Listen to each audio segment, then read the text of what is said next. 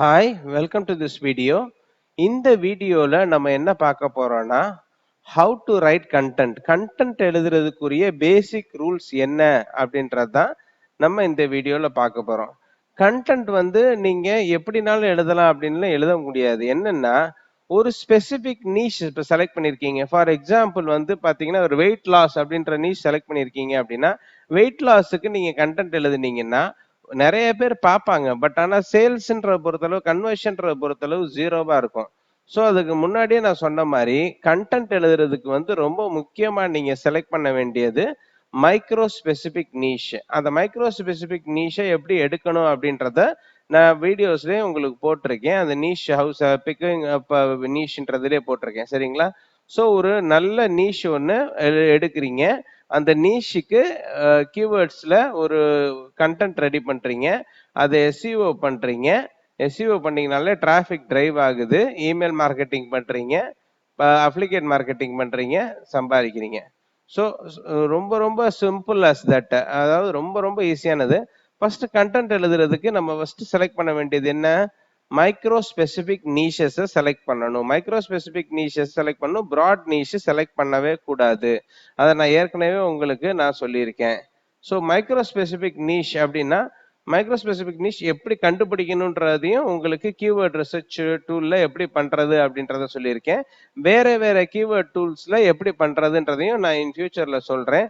இப்போ நாம போட்டிருக்கிற வீடியோஸோட உங்களுக்கு வேற ஏதாவது சஜஷன்ஸ், வேற எக்ஸ்ட்ராவா வீடியோஸ் போடுங்க, வேற வேற வேற டாபிக்ல போடுங்க அப்படின்னாலும் நான் போடுறதுக்கு ரெடி. என்னன்றதை நீங்க அட் கோர்ஸ் ஆஃப் டைம்ல நீங்க வந்து இது பண்ணீங்க அப்படின்னா அந்த வீடியோ போடுறதா இல்ல வேணாமா, அதுக்குரியது என்ன ஏதுன்றதை நம்ம டிஸ்கஸ் பண்ணிக்கலாம். ஸோ முதல் வந்து பேசிக் ரூல்ல அடுத்து வந்து முக்கியமான ரூல் வந்து உங்களோட கண்டென்ட்டை நீங்களே ஓனா கிரியேட் பண்ணுங்க. வேற ஏதாவது கண்டென்ட்ல இருந்து தயவு செய்து காப்பி அடிக்காதீங்க. இப்ப இருக்கிற கூகுள் டூல் வந்து ரொம்ப ரொம்ப பிளாகரிசம், அதாவது அந்த கண்டென்ட்டை டூப்ளிகேட் பண்ண பிளாகரிசத்தை ஈஸியா கண்டுபிடிச்சிருது. முதல்ல கண்டென்ட் எழுதியிருக்காரு இல்லைங்களா, அவரோட கண்டென்ட் மட்டும்தான் கூகுள் சர்ச் இன்ஜின்ல இண்டெக்ஸ் ஆகும். ஸோ உங்களோட கண்டென்ட் இண்டெக்ஸ் ஆக போயிடும். அடுத்து வந்து ஒரு ஷார்ட் பேராகிராஃப்ஸா எழுதுங்க. சில பேர் 1000 வார்த்தைக்கு கண்டென்ட் எழுதுவாங்க. ஆனா அந்த 1000 வார்த்தையும் ஒரே கண்டென்ட்டா எழுதிருவாங்க.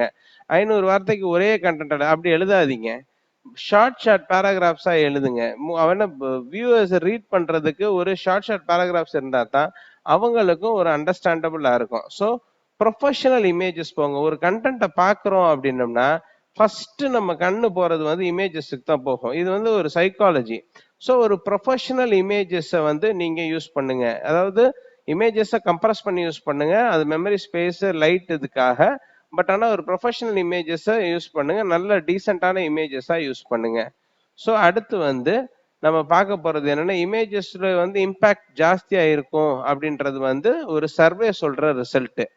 ஸோ அந்த இமேஜஸ் யூஸ் பண்றபோது ரொம்ப கவனமா நல்லா யூஸ் பண்ணுங்க. எல்லா கண்டென்ட்டுக்கும் ஃபர்ஸ்ட் வந்து ஹியூமன் சைக்காலஜி வந்து அந்த இமேஜஸை பார்க்கும். ஸ்டோரி டெல்லிங், நரேஷன், அதாவது ஒரு ஒரு கதை சொல்ற மாதிரி வந்து நீங்க கண்டென்ட்டை சொல்லணும். அப்பனா தான் அந்த கண்டென்ட்டுக்கு தான் அட்வான்டேஜஸ் அதிகம்.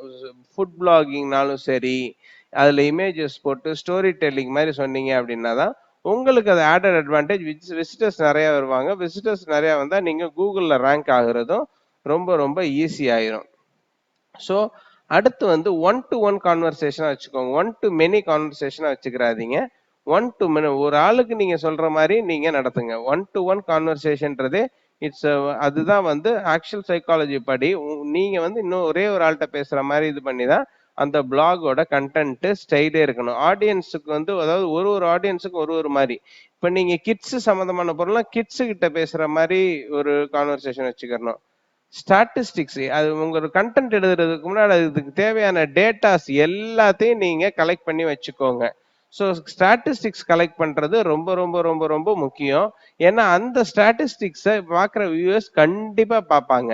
ஸோ அந்த ஸ்டாட்டிஸ்டிக்ஸை நீங்க கலெக்ட் பண்ணி வைக்கிறதையும் அந்த டேட்டாஸ் அக்யூரேட் ஸ்டாட்டிஸ்டிக்ஸ் வந்து உங்களோட கண்டென்ட்டை ஆடட் அட்வான்டேஜ் கொடுத்து ஒன் ஸ்டெப் அஹெடா என்னைக்குமே வச்சிருக்கோம். சரிங்களா?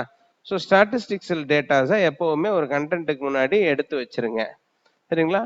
அடுத்து நம்ம பார்க்க போற பாயிண்ட் என்ன அப்படின்னோம்னா, ஸ்டாட்டிஸ்டிக்கல் டேட்டா கலெக்ட் பண்ணதுக்கு அப்புறம் ரிசர்ச் அதர் பிளாக்ஸை வந்து நீங்க வந்து காப்பி பண்ணதான் கூடாது அப்படின்னு சொன்னேனே தவிர, அதர் பிளாகர்ஸ் இருக்காங்க இல்லைங்களா, அவங்களோட நீஷஸை நீங்க தாராளமா படிக்கலாம். அப்பனா தான் உங்களுக்குன்னு ஒரு ரிசர்ச் ஓரியன்டா அவங்க எப்படி இது பண்ணியிருக்காங்க, அவங்களோட ஸ்டாட்டிஸ்டிக்கல் டேட்டா எப்படி பண்ணியிருக்காங்க, எப்படி ஒரு ஸ்ட்ரக்சர் இருக்கு, இது எல்லாமே வந்து உங்களுக்கு இன்டெப்தா உங்களுக்கு ஈஸியா உங்களுக்கு புரிய ஆரம்பிக்கும். ஸோ வந்து அதர் பிளாக்ஸ் உங்க நீஷ் சம்பந்தமான அதர் பிளாகர்ஸை இது பண்ணுங்க.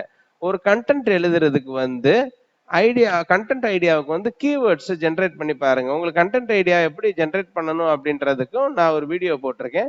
ஸோ கண்டென்ட் ஐடியாவை ஜென்ரேட் பண்ணி கீவேர்ட்ஸ் ஜென்ரேட் பண்ணிக்கோங்க. ஸோ கண்டென்ட் எழுதுறதுக்கு ரொம்ப முக்கியமானது content idea keywords. So content idea keywords generate பண்றது நான் எஸ்சிஎம் ரஷ்ல சொல்லியிருக்கேன். ஏஹெச்எஃப் மேல மித்ததுலையும் பண்றதையும் நான் உங்களுக்கு காமிக்கிறேன். எல்எஸ்ஐ கீவேர்ட்ஸ் யூஸ் பண்ணணும். லாட்டிக் சிமெண்டிக் இண்டெக்ஸ் கீவேர்ட்லயும் எல்எஸ்ஐ கீவேர்ட்ஸ் யூஸ் பண்ணணும்.